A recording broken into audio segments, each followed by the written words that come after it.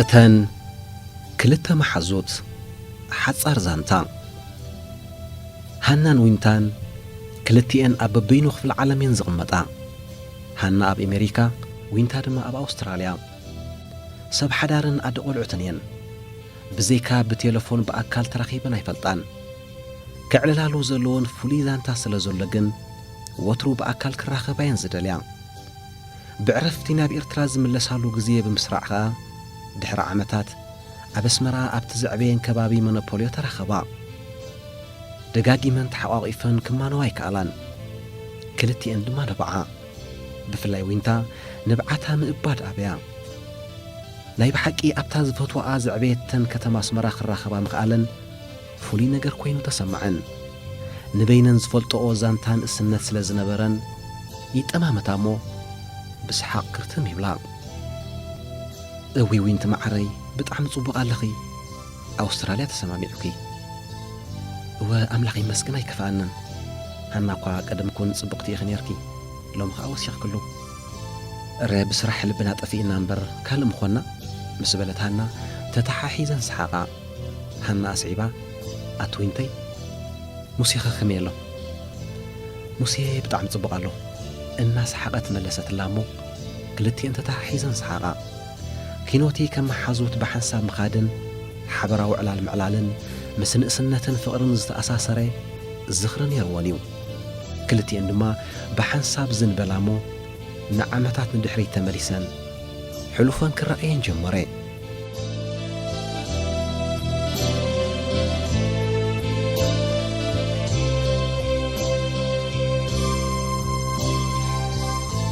ቅድሚ 10 ዓመት እዩ ምድረ ሰማይ ጽልመት ምትኢሉ ነበረ። ግዜ ገና ሰዓት 3 ናይ ቀትርን ከሎ ክብደት ናይቲ ጸሊም ደበና ግን መልክዑ ቀይሮ። ነፍሲ ወከፍ ነባር ኣስመራ መዕቆቢኡ ንምሓዝ ብቕልጣፈ ላዕልን ታሕትን ክብል ጀመረ። ኣብ ማእከል እቶም ንየማነ ጸጋም ብታህዋኽ ዝስጉሙ ዝነበሩ ሰባት ዝነበረት ዊንታውን ጽላላ ኣዳልያ ተብተብ ክትብል ጀመረት። በርቅነ ጐዳን ክትሰምዕ ዝጀመረት ዊንታ ልባ ዕጽፊ ክሃርም ተፈለጣ። ኣብ ቦታ ቁፅራ ኸይበጽሐት እቲ ኣንጠጢኡ ዝነበረ ደበና ኣብ ዝባና ኸይጽሕቓ ፈርሐት። ናብቲ ሃና መሓዝኣ ዝገበረትላ ኣገዳሲ ዕድመ ንምርካብ እዩ እዚ ኹሉ ተብተብ። ናብቲ ትጓዓዞ ዝነበረት ኣንፈት ዘብጽሕ ቀጥታ ናይ መጓዓዝያ መስመር ብዘይምንባሩ እውን ተሸገረት። ከምቲ ትቐርጾ ዝነበረት ካብቲ ጸሊም ደመና ዝወርድ ፍሩይ ማይን በረድን ንኽትከላኸል ጽላላ ኣዳልያ ትቐጽል። ምናልባት ዝናብ እንተበርቲዑ ናብ ዝኾነ ገዛ ክትኣቱ ከም ዘለዋ እውን ሓሰበት። ድሕሪ ናይ 20 ደቓይቕ ጉዕዞ ዊንታ እቲ ኸቢድ ዝናብ እናጀመረ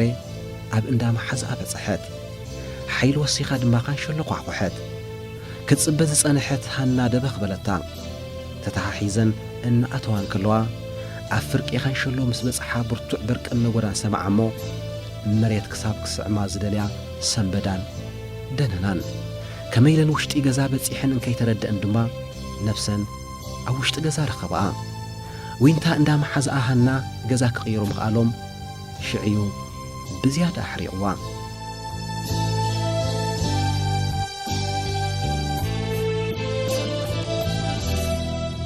ዊንታ ናብቲ ብኹነታትን ተገሪሙ ዝስሕቕ ዝነበረ ኣብ ውሽጢ ገዛ ዝጸንሐ ሙሴ ቖሊሕ ምስ በለት ተወሳኺ እቲ ዘሰንበዳ በርቅነ ጐዳን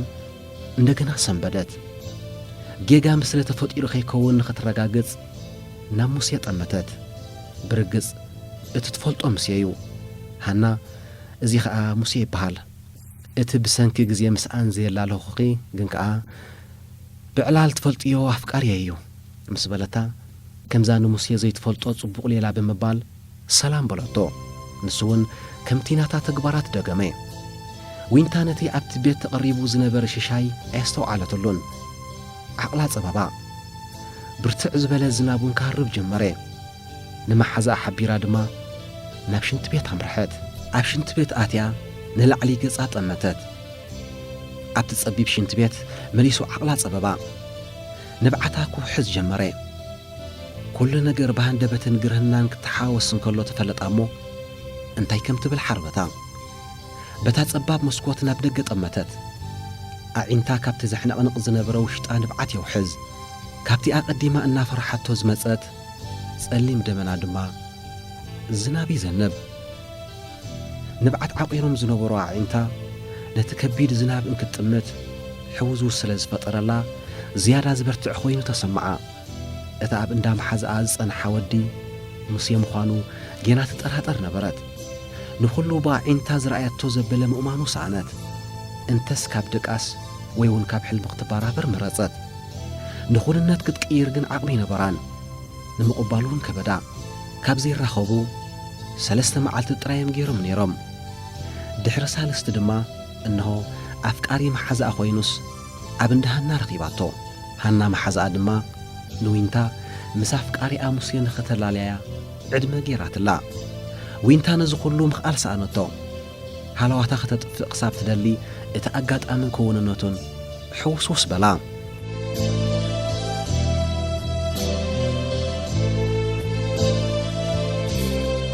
ንኣፍቃሪኣ ንዊንታ መሓዝኣ ንምዕንጋል ላዕልን ታሕትን ትብል ዝነበረት ሃና ዊንታ ስለ ዝደንጎየ ተሻቐለት ነቲ ኣብ ሓሳብ ኣትዩ ዝን ኢሉ ዝነበረ ሙሴ ኣፍቃሪኣ እናጠመተት ጉዳይ ቡና ትገብር ነበረት ሙሴ ናብ ሃና እናጠመተ ሰባት ምዕዳም ሆሆ ምባል ከዓ ክትፈቱ መዓት ኢኺ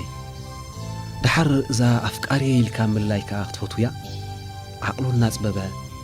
ተዛረባ ሙሴ ኣነ ከም ኣፍቃሪየ እንተዘይኮይኑ ብኻልእ ኣይፈልጠካኒ ፍቑራት ካብ ዝገብሮ ምግባርካ ዓዲ ይወዓልናን እንታይ ኸዘይክውን ትዛረብ ብጃኻ ኩም ይትበለኒ ሃና ከተስተማስል ጀመረት ልቢ ሙሴ ሙሉእ ብምሉእ ክዓልብ ዘይምኽኣሉ ንልቢ ኣፈራርቆ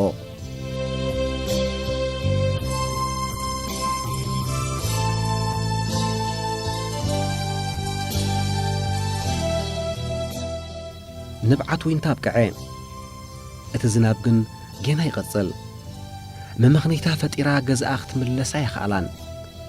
ድምፂ ጻውዒት ሃና ስለ ዝሰምዕት እውን ከም ዝደንጎየ ተረዳእ እሞ ተረጋጊኣ ወጸት ንሃና ከም ዝተጸላኣ ሓቢራ ኣብ ውሽጢ መደቀሲ ኣትያ ክትዕርፍ መረጸት ከምኡ ድማ ገበረት መርዘና ከም ዝተላዕለታ ኣብታ ጽልምት ዝበለት ቤት ምስ ኣተወት ሕሽ ክብላ ምዃኑ ተረዳዲኣ ኣብ ዓራት ብጎቦ ኮነት እቲ ሙሴ ዝብላ ዝነበረ ፍቕራዊ መብጻዕታት ኣብ ሓጺር ግዜ ናብ ቁም ነገር ክሰጋገሩ ምዃኖምን ካልእን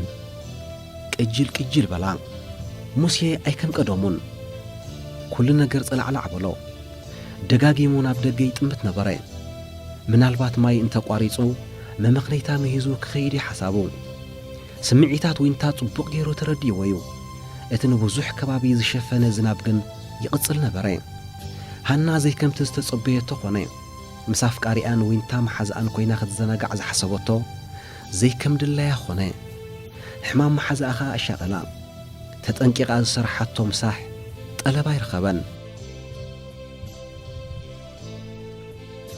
ብልዑስከ ወስኹ ኸዓ ገዛኹም እያ ይትሰከፉ እናበለት ዋዛን ቁም ነገርን ሓዋዊሳ ኸትዕልልን ክትስሕቕን ዝሓሰበቶ ኣይሰመረን ስቕታ ሙሴ ተወሲኽዎ ንሃና መሊሱ ቕጭ መጻ ቀስ ብቐስ ኣብ ፍቕሪ ክርዕሚዩ እናበለት ፍቕሪ ሂባ ፍቕሪ ክትወሃብ ዝጻዕረቶ ግዜ እናዘከረት ሕርቕ በለት ብፍቕራ ክቕለስ ዘይምኽኣሉ ድማ ኣተሓሳሰባ ኣዝያ ስለ ተፍቅሮ ግን ኣይትቐብጾን እያ በቲ ባህ እንክብሎ ወይ ድማ ድሌታቱ ኸማልእ ምስ ዝደሊ ዘንጸባርቆ ፍቕሪ መሰል ትርኢትን ጥዑም ዕላልን ወትሩ ምስ ተዓሸወት እያ ኣብዛ ሰዓት ግን ኩሉ ተሳእነ እታ ሽሻያ ኣዳልያ ዝነበረት ቤት ድማ መንፈስሃ ደመ ተመሳሕበል ዊንታሲ ተተሳኣይ ትመስልንያ በቃ ድሓን ክጸኒሕ ምሽከይ ተመሳሕኹ እየ መጽኤልካኒ እወ ሓቂኸይ ግን ናይ ዝኣወልቡን ግዲ ኾይኑስ እንደይ ዕጹካ ኢለ እዋ ሙሴ እንታይ ኢኻ ትኸውን ዘለኻ እዛ ማሕዛ ኸዓ ሻቒላትና ቀጸልያ ትሓምም ኣዝያ ክትሓርቕ ከላ ትመጻ መርዘናላታ ድሕሪ ነዊሕ ዓመታት ሎሚ ኣትሓምም ዘላ ሓደ ኸቢድ ነገር ኣጋጢምዋ ኣሎ እምበር ዊንታ ብዘይጠቅም ኣይትሓርቕን እያ እዋይ ዊንቲ ሰሓቒት ዘይሓሰብና ኣባ ኾነ ብምባል ሃና ብመሓዝኣ ተሻቐለትን ኣስተማሰለትን ነታ ቡን ድማ ዊንታ ዘይብሉ ብዘይርግኣ ሰተይዋ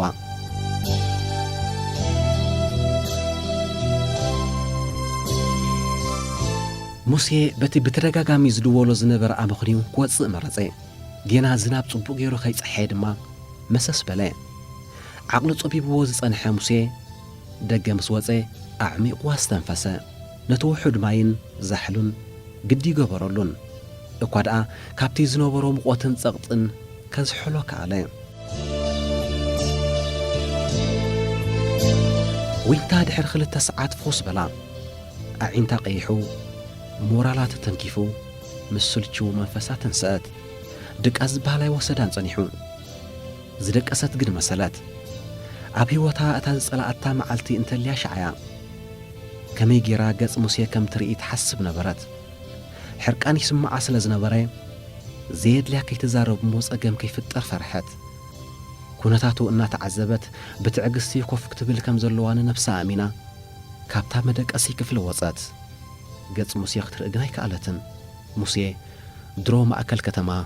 በጺሑ ነበረ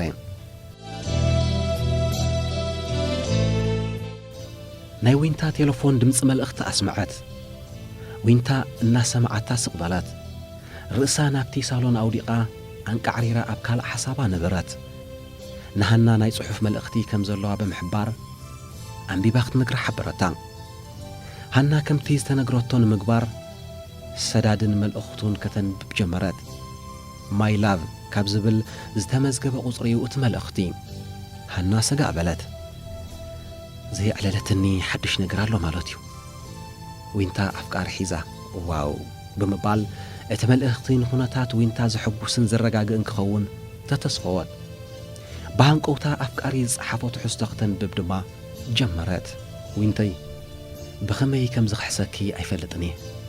ግን ንዝተጐድአ ልብኺ ዝገበርኩ ገይረ ኸረስውሰየ ዋላ እኳ ሌላ ፍቕርና ሓፂር እንተኾነ ከማኺ ኣቢላ ዝመሰጠትን ንጓል የላን ኣዝየ ስለ ዘፍቅረኪ እየ ንርክብ ዘይወኸልኪ ናብቲ ቦታ ምኸድየ ከዓ ነገር ስምዒት እምበር ፍቕሪ ዝበሃል የብለይን ዝብል ጽሑፍ ምስ ሰንበበት ሰንበደት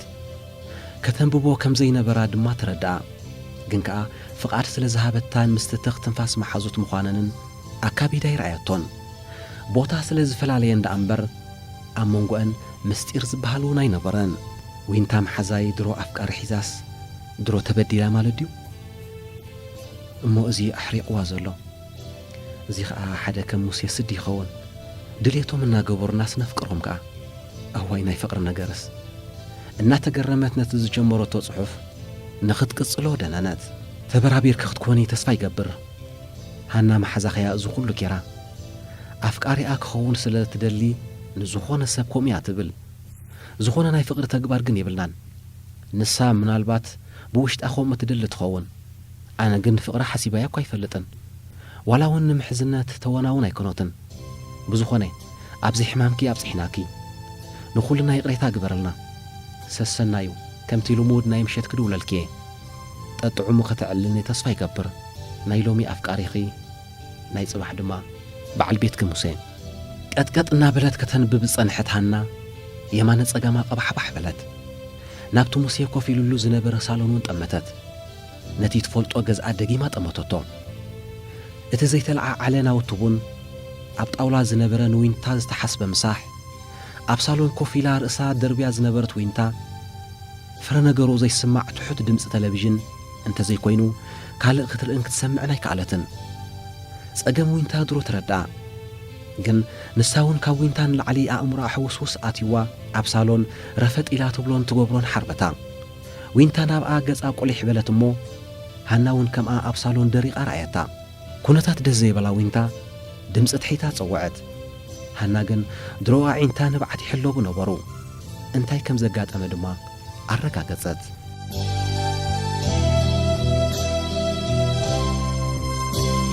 ሙሴን ዊንታን ሌሎኦም ሓጺር እዩ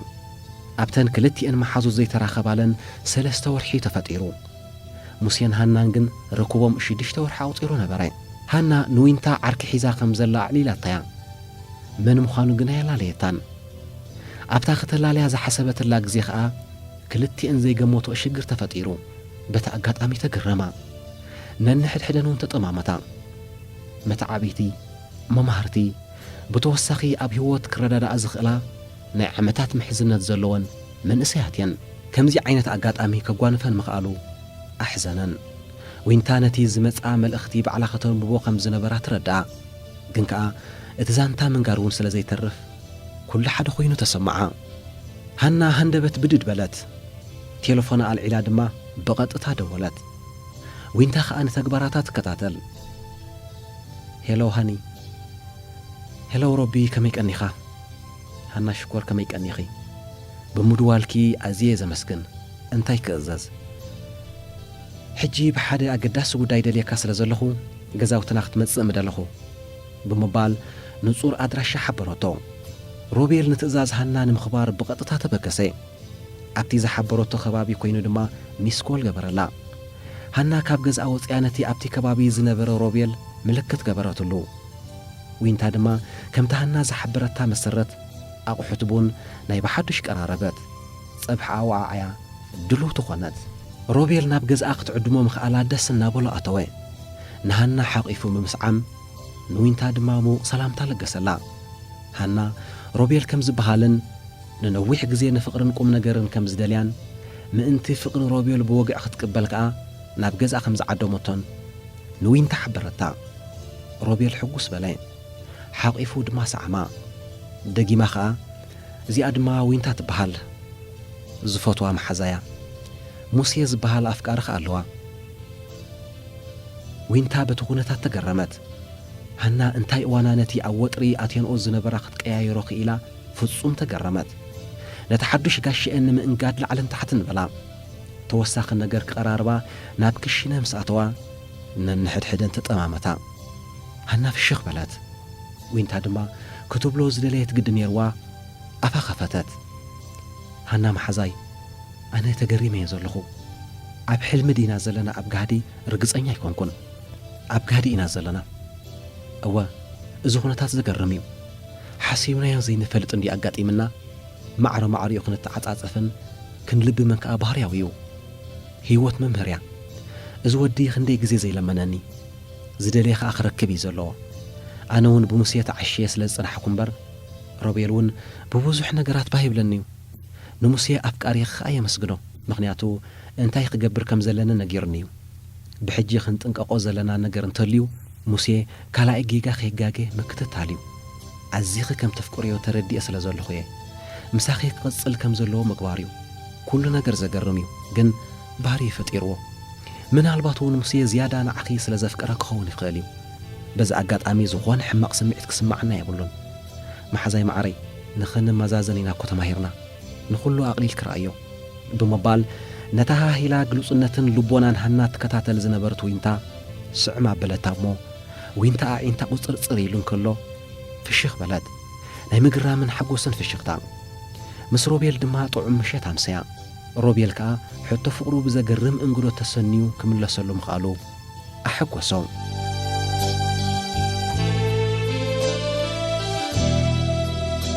ሙሴ ከምቲ ልማዱ እናተሰከፈ ሕላፍ ሰዓት ናብ ወይንታ ደወለ ካብ መሓዛኣ ሃና ድሮ ባህረ ምትዕጽጻፍ ተማሂራ ዝጸንሐት ወይንታ ድማ ቁጥዓኣ ንውሽጢ ውሒጣ ተዳልያ ጸንሐት ሄሎ ሙሴ ወይንታ ከመይ ኣምሲኺ ሕሽኪ ክኸውን ተስፋ ገብር እወሕሽኒ ሕጂ ደኣ ዋላ ሓደ ዝስማዓኒ ነገር የለን ጽቡቕ ኣለኹ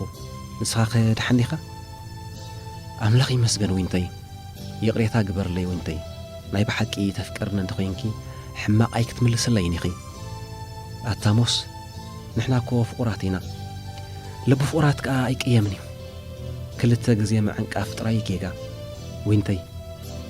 ቃል ትኾነኒ ድሕሪ ሕጂ ከምዚ ዓይነት ጌጋ ከይደግም የፍቅረክ እየ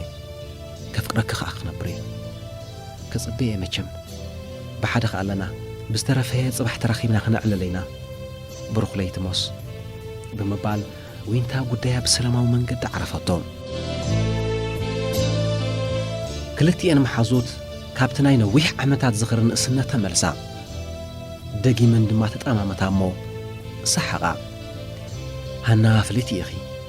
ሽዑ ዝገበርክዮ ፍጹም ኣይርስዖን እየ ክትውስኒ ንዓይ ከዓ ብቐጥታ ኢኺ ብኣወንታዊ ኣረዳድኣ ጸሊኽኒ እዚ ስዲ ሙሴ ሰብኣይ ክንድዩ ከምኡ ከም ዝሓስብ ጌርኒ